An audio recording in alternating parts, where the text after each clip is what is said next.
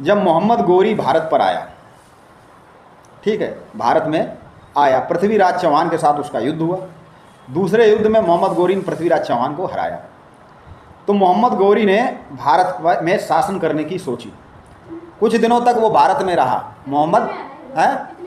दूसरी बार में मोहम्मद गोरी ने पृथ्वीराज चौहान को हरा दिया था तराइन के युद्ध में, ठीक है, तराइन के युद्ध में 1192 में 11 से हाँ हरा दिया था। मोहम्मद गोरी जब भारत में युद्ध जीत गया तो उसने यहाँ शासन करने की सोची, लेकिन उस समय इतनी संचार की व्यवस्थाएं नहीं थी। तो उसने क्या किया कि जगह जगह शासन करने के लिए उसने अपने साथ जो गुलाम लाता था, ठीक है, उन गुलामों को नियुक्त किया अधिकारी के रूप में। वो गुलाम कैसे होते थे कि पूरी तरह समर्पित, वो खरीदा हुआ, कहते नहीं कि खरीदे हुए हो क्या। तो जो गुलाम अधिकारी थे उनमें से एक था कुतुबुद्दीन ऐबक, और उसने जो है भारत में तुर्क राज्य का शासक खुद को घोषित किया। किसका? तुर्क राज्य का। अब तुर्क सल्तनत हो गई। 12 से 10 में सत्ता संभाली इल्तुतमिश ने, और उसने दिल्ली को राजधानी बनाया तो दिल्ली सल्तनत हो गई। इल्तुतमिश के बाद उसकी पुत्री रजिया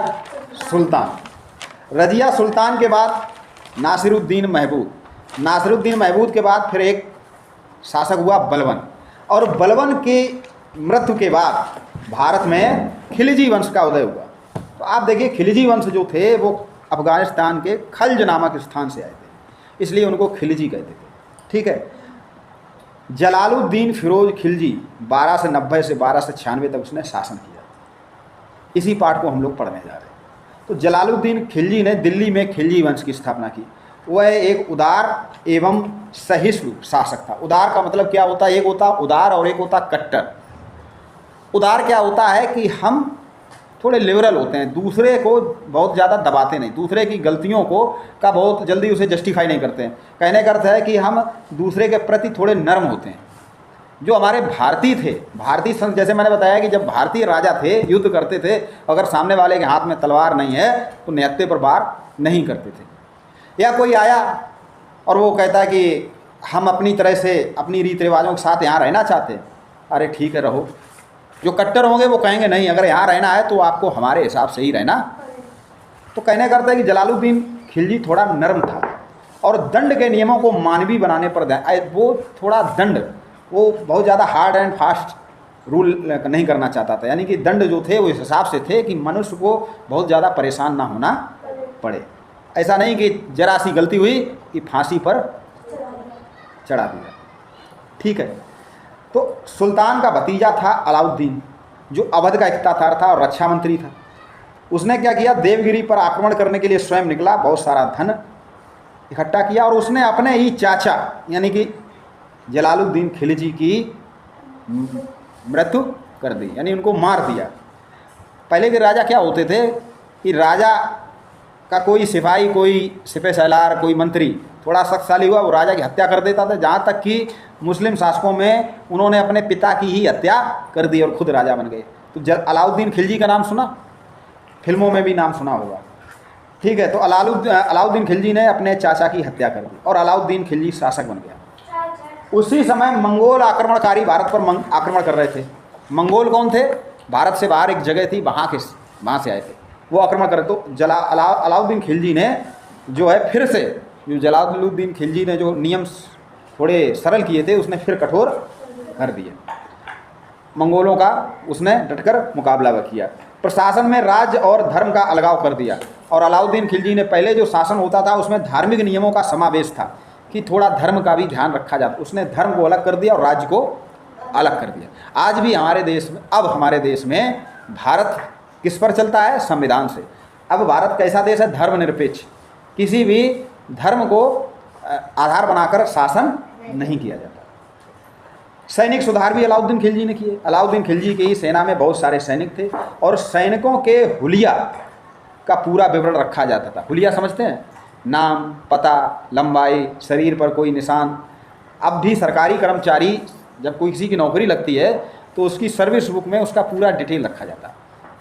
नाम क्या है, पिता का नाम क्या है, लंबाई क्या है, आपका ब्लड ग्रुप क्या है, आपके शरीर में कोई ऐसा निशान जिससे आपको पहचाना जा सके। सबके शरीर में कोई न कोई ऐसा निशान या उसकी एक ऐसी, जैसे मेरे हाथ में यहाँ पर जो है कट गया था, ये कटे का निशान है, तो हम जब भी लिखते हैं अपना हुलिया तो उसमें वहाँ ये लिखते हैं। एक ऐसी पहचान होनी चाहिए कि व्यक्ति को चेहरे से नहीं उसके शरीर से उसको पहचाना जा सके। ठीक है। और सैनिकों को नगद वेतन अभी तक सैनिकों को कैसे दिया जाता था? संपत्ति के रूप में, किसी को ज़मीन दे दी, किसी को सोना दे दिया, लेकिन पहली बार अब जो है इनाम दे दिया किसी को। सैनिकों को नगद वेतन देने का नियम अपनाया और घोड़े पर दाग लगाए जाने लगे, जिससे कि ये पहचान में आए कि ये घोड़ा हमारा है कि दुश्मन का है। ठीक है। बहुत सारे युद्ध ऐसे हुए कि दुश्मन सेना ने क्या किया, जो इधर के सैनिक थे उनका ही हुलिया बना लेते थे, वही ड्रेस पहन लेते थे। तो युद्ध के समय इधर का सैनिक पहचान ही नहीं पाता था कि ये सैनिक मेरा है कि दुश्मन का, और वो क्या करते थे, इनमें मिल जाते थे और यहाँ पर जो है मार काट शुरू कर देते थे। तो इस तरह उसने अब घोड़ों पर दाग लगाने की व्यवस्था शुरू की। राज्य विस्तार, सुल्तान बनने के बाद अलाउद्दीन ने अपने साम्राज्य का विस्तार किया और इस उद्देश्य को पूरा करने के लिए आप मैप में देख सकते हैं इतनी जगह में उसका शासन था। गुजरात, उज्जैन, मांडू, धार, चंदेरी के राजपूत शासकों के राजाओं को हराकर अब उनके राज्यों को अपने अधिकार में लिया। अलाउद्दीन का एक सेनापति था मलिक काफूर।